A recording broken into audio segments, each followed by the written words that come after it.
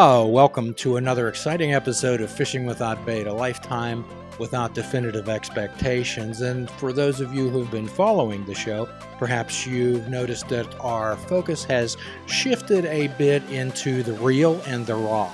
What we always talked about is challenging people to do something with their life. We've talked about people who go into life and grab something and make something out of it, not only for themselves, but for others, to develop the message that's within them to carry and illuminate others. The best thing in life is to make others people's life more beneficial and more happy. And as most of you know, we follow the holistic wellness model, where we talk about mind, body, and spirit, and we make no apologies for insisting that a spiritual connection is an essential foundation for wellness.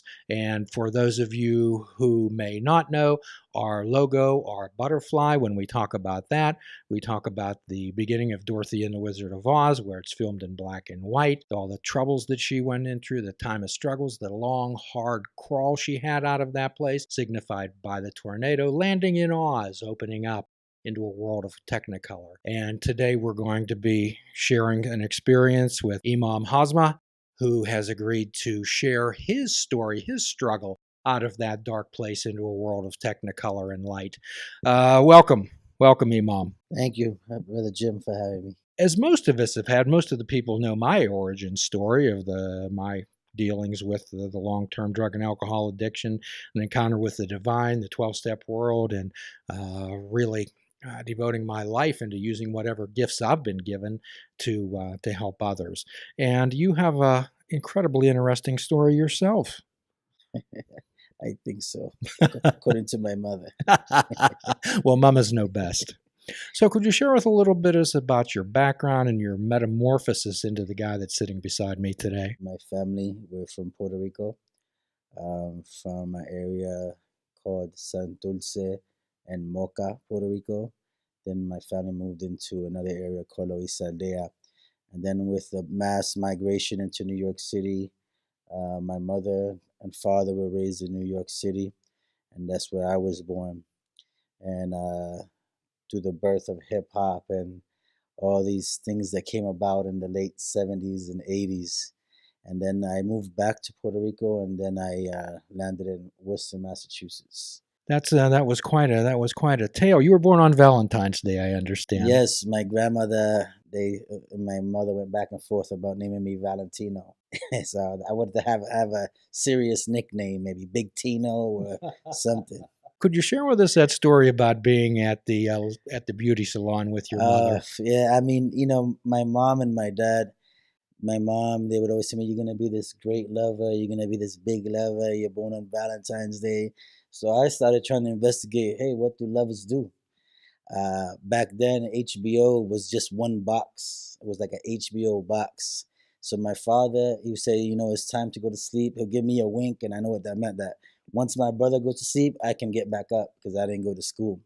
And so we'd watch stuff that I wasn't supposed to be watching, and some rated R movies. I said, okay, this must be what lovers do. So I had a plan to get a woman. I didn't know how I was going to get a woman, but I wanted to get a woman. I think I was, at this time, maybe I was like 5 years old. And so my mom went to a beauty salon. There was this beautiful woman there. And I said, okay, here's my chance to be a lover, but there's no chance she's going to talk to me because my father said that real men have hair on their chest. So I thought, how the heck can I get hair on my chest at this moment in time? So I looked and I saw the scissors snip on my mother's hair and some hair fall down. And I said, bingo. So I went and I faked like I was going to ask my mother a question. I snatched up a handful of hair and I went to the bathroom and I stuffed it in my shirt so it can emerge out the top of my collar. So then I said, here we go. I'm going to bust my move, man. Now it's time to get this Valentino stuff on. So I sat next to the woman. I put my elbow on the armrest and I looked at her like, what's up? Don't you see these hairs emerging up my shirt? And I felt what I thought was the breeze of love, but it was the small hand of a Puerto Rican woman smacking me in my face. It was my mother. I love that term that you used, the Puerto Rican breeze. The hairs didn't itch me till my mother smacked me. That's when the hairs began to itch. So what you showed was a creative, imaginative, focused type of individual from an early age. what it shows is that be careful what you tell your kids, because now I got, born on Valentine's Day, I got 8 kids now. You know what I'm saying? So you tell your kid you're gonna be a lover, that stuff might affect them. So you grew up in an environment, and what we often do, Imam, we talk about individuals and we challenge people to be like gardeners, and they're the flower. And we often challenge people that flowers in a garden don't compare themselves to other flowers, they just bloom. So the idea is that a flower needs water, it needs sunlight, and it needs soil. So when we talk about soil, we talk about the environment that an individual surrounds themselves with and grows up with. So could you tell us a little bit about that environment? Basically, for the most part of my life, I grew up in these housing projects called Plumley Village in an area called Worcester, Massachusetts. And it was very rough. It was very rough living. I mean, it was a great time to grow up. This is when kids were kids. We played outside, we did things, we got into a lot of trouble. Parents were never around because they were busy working. But I also got in trouble at an early age. I remember I passed the 6th grade with 4 Fs, and my teacher wrote a letter to my mother, like, why she still passed me. And I said, you know what? I'm going to teach this teacher a lesson. I rolled a huge joint out of her letter filled with catnip, like a Cheech and Chong type joint. And my mom was at work. I said, I'm going to smoke this bad boy right in the bathroom. I just lit it up, started toking away right in the bathroom, and boom, that breeze came again. It was my mom kicking down the door. And she caught me smoking my warning letter from the teacher. And so that began a whole process of me getting in trouble where I wanted to begin to taste some of the things that were in my environment that I saw, people getting high, people hanging out on the streets. And that was my beginning process to that lifestyle. I was in the 6th grade. In the 6th grade, your mother sounds like a formidable individual. Oh, my mom, God bless her, and she's amazing. Man. She's a tough woman. She worked so hard her whole life. She's retiring this year, dental technician. So many years she put in since the 80s. And she did her best to raise us. So all the experiences that you've had in the past make you an effective youth minister, I would suspect. I can say so. I've tasted some things, that some of the youth are going through. Even though this youth culture changes so much, I believe it changes probably every 6 months or so. And so, but having tasted some of these things that maybe their parents haven't tasted or some other cultures, it allows me sometimes to relate to them maybe the way their parents can. Well, Imam, what I try to, and there are parents who bring their children to me because when they read about my background, they figure, well, this guy's for real, and maybe he can straighten my son or daughter out. Well, there's a difference between tough, Imam, and being strong. No doubt, no doubt. I think sometimes we apply the wrong remedies. We think sometimes being strong all the time with boys. Sometimes males they just haven't received no love. I see some boys and their parents bring them to me and they think I'm going to be strong with their boys and yell at them. Sometimes, God is my witness, I just give them a hug. I just sit with them. And sometimes they don't need that. Sometimes they go through all this trying to mold themselves as young men, and sometimes they just need a little bit of love. It's not always, you have to know when to apply what kind of remedy. It's not a black and white type of thing. And that comes from experience. I believe so. And that comes from someone looking at you, knowing that you do what you say and you say what you do and you know what you're talking about. You didn't read these things out of a book. Yeah, I think the best knowledge, sometimes the scholars say, is knowledge of taste. Someone who actually tasted these things. Indeed. Sometimes when I sit across from people and I know that let's just say they're massaging the truth, I'll say to them, I say, let's just hold on for a second and say, who do you think you're sitting in the room with? Yeah, that happens. So, how much do you share with the individuals, the youth that you work with, Imam? It all depends. Some youth, they're not even ready to hear some of this stuff. So I think dealing with human beings, we're very complex, and there's not one approach to everybody. And so when I deal with youth, I deal with them on an individual basis. And my main core objective is to establish a relationship with them. How so? Tell us about establishing a relationship. Yeah, I mean, sometimes we're too forceful. We're trying to force relationships with youth. I come, I let them hang out. I don't force anything on them. I'm there if they want to speak to me. If they want to speak to me, we talk. I take them places without ever trying to push religion or anything on them. So what you're telling me is begging, screaming, crying, yelling, threatening doesn't work. Nah, it doesn't work. It doesn't work. I mean, people, when we have to do something, there's only so long that will last. We have to do things because we love it. When we love it, then we do it wholeheartedly. So in a 12-step rule, what we talk about, Imam, is sharing our experience, strength, and hope with others, sharing what works in our life with them. And if they care to pick up on any of that, and modeling behavior. Talk to us about modeling behavior, Imam. Well, for us as Muslims, the best model that we use for modeling behavior is Prophet Muhammad, peace be upon him, and his companions. He had companions who were alcoholics. He had companions who were thieves at one point. He didn't just have like goody two shoes around him. He transformed people who had some serious issues. And so Prophet Muhammad, peace be upon him, he taught us that to be careful how we judge people, to be careful because we don't know the how somebody will end, how their life will end. Maybe someone who had a difficult life, they may change their life at the end, and someone who lived a good life, they may become corrupt at the end.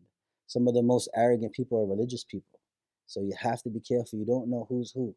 A big sinner could be a great believer one day. So much like the Bible's Jesus, who did not surround himself with the elite, the rich, and the powerful, he surrounded himself with people who perhaps he was cast by his association. Exactly, exactly. There were people who the Arabs looked down upon. Some of them were Africans, women, and so on. So and he had some elite with him as well, but it was this lifting up of the people who were looked down upon was one of the main beautiful things that I love about Prophet Muhammad, peace be upon him. One of the things about your particular journey is when you were in Massachusetts, Worcester, you were talking about this housing project that was, let's just say, not a place where beautiful flowers would bloom, but you bloomed nonetheless. I mean, the projects, it was a rough place, but there were lots of beautiful people in there. It was a time when youth still respected the elders. Don't get me wrong, there were video games. Nintendo was out, Sega Vision was out, but youth still played in the streets. Youth still respected the elders. If you saw an old woman, you still carried her bags. So it was a combination of a rough upbringing, but still seeing these old school models of how people used to be. When we talk about people, when we talk about forming themselves, what we often talk about is helping people connect with their authentic self.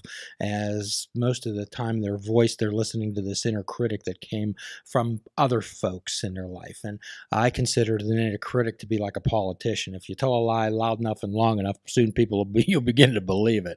Okay. And I often challenge people to find the sound of their own voice and whose voice that is. And quite often, what that involves is ego deflation and checking ego. And you speak about that in one of your videos. Yes, I mean that's one of the biggest things in Islam, is the transformation or the purification of the heart is what it's called, which is called tasawwuf. Some people call it Sufism. It's to polish what we have inside of us, to work on our ego and our corrupt passions and our spiritual diseases like jealousy, envy, arrogance, conceit, love of leadership, love of attention, all these type of things. Until we can remove this, and so we can have a relationship with the Creator. There's a Christian monk. He's passed away now. Thomas Merton, famous guy, and he could trace all the evils in the world to three things: greed, lust, and self-love. It's no joke. Mm-hmm. It's no joke. Obviously, you've had a lot of exotic adventures, and so have I. However, what's important is that we're right here and it's right now. So, could you tell us a little bit about your moment of clarity, Imam? I had did so many things trying to taste happiness. I was smoking lots of weed, getting high, partying, drinking, shopping, all these type of things. A lot of money was coming in from living the street life, and none of it was quenching my thirst. None of it was really, I never felt really happy. And growing up with a Catholic background, I always had this sense of, thinking about God. As a matter of fact, I used to go to a church sometimes to escape the block where I lived, and I used to sit on the steps and roll some weed and smoke some weed on the steps of the church and just talk to God. And I knew I was searching for something. And then a friend of mine named Louis, his name now is Lukman. He became Muslim, and he looked like a completely transformed human being. Like he finally tasted what real happiness was. And just one look at him and the shake that he brought, I knew that something big in my life was going to happen, and I became Muslim. So he had something that you wanted. Actually, yeah. I mean, first it started off with a ride. He picked me up. I was gonna go buy some blunts to smoke some weed, and he was listening to the Quran, and I was like, "Oh snap! That sounds so amazing." I used to like smoke weed to like spiritual stuff, like Indian flutes. I felt like it got me more high, you know. So, but when I heard the Quran, I was like, "Dude, I got to smoke to this," and I just ejected the cassette. It was a yellow cassette, and I went home and I said, man, get ready, man. I was started getting my weed ready. You know, I had it all broken up and put the cassette on, and the Quran sounded so amazing to me. And it was my first time listening to the Quran that really planted the seed for me. So tell us about your deflation of ego that it allowed you to listen to the divine, to listen to Allah rather than talk at Allah. Well, my ego is still huge, man. There's no deflation. There's no deflation. This thing is like, Empire State Building stuff, man. I mean, so I'm still at war with my ego, still war with myself, and it's a constant process. So I don't think I'm there yet. Well, in the 12-step world, we always, our self-will and our self-control can take over the wheel at any time. No doubt. In Islam, we actually feel that the ego is even worse than Satan, because Satan is the enemy that's on the outside. The ego is the enemy inside the walls. And so it's far worse than Satan. Term it a dysregulated thinker who's always talking to you. However, most of all, what it tells is lies. No doubt, no doubt. In Islam, this science is broken down to how to find out what thoughts on your mind are from your ego, what thoughts are from the Creator, what thoughts may come from the angels, and what thoughts can actually come from demons. Tell us about the process of you becoming honest with yourself and recognizing your character defects. It's I began to study Islam in West Africa through West African manuscripts, and they dealt with a lot of dealing with the ego and the transformation of the heart. And when I began to study the diseases of the heart, I realized that I had all of them. And I became very concerned and sitting with my sheikh, and I'm still working on them to this day. Could you tell us a little bit about the toxicity that builds up inside of individuals and their soul becomes poisoned, Imam? Yeah, I mean, if someone is committing a sin, like someone is out in the streets doing drugs, they know that they're doing drugs. But when someone is living a so-called righteous life and they're using religion and their position for corruption, for self-interest and so on, it's worse than the person who's on the street. Because the person on the street, they know they're wrong. But when someone is using religion as their drug, as their corruption, it's way more dangerous because they don't see the wrong that they're doing. So this is what's the big danger about the ego and the corrupt passions. So when we talk about ego, Imam, what we often talk about is I help people challenge themselves to positive self-talk and to make friends with themselves as they are the best therapist that they'll have. How do you handle that with young people? Well, we believe that this develops in the body at the age of 2. You'll see children start saying, mine, this is mine, it's mine. Then next you know, they want the room to be theirs, then the whole, realm to be theirs. And so children in Islam are innocent till they reach the age of puberty. Even if no matter what religion they are, we believe that they're innocent. If they were to pass away, then God is the most merciful. So, but when they reach this age of puberty, that's when you have to be kind of like a master of analyzing them and how to negotiate with them on top of negotiating with their ego. In negotiating with ego. Now, there's a term. Now, I have a 2-year-old and a 4-year-old grandchildren, so I have a fair idea of the mind and the no concept. So, you have a number of children yourself, Imam. Yes, I have 8 kids. Wow. Okay. Your house must be interesting in the morning. I'm like a diving board, man. They jump all over me, and I have to negotiate with fried chicken and treats and juice, and that's how I make it around. My wife gets mad at me, but that's how I try to position myself.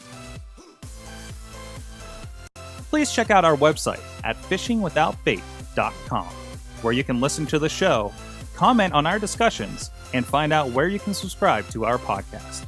If you're interested in flying the colors of Fishing Without Bait, click the shop icon on our website.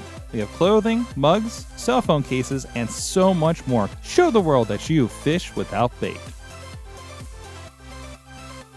This show is a member of the Sorgatron Media Podcast Network. Find out more at sorgatronmedia.com.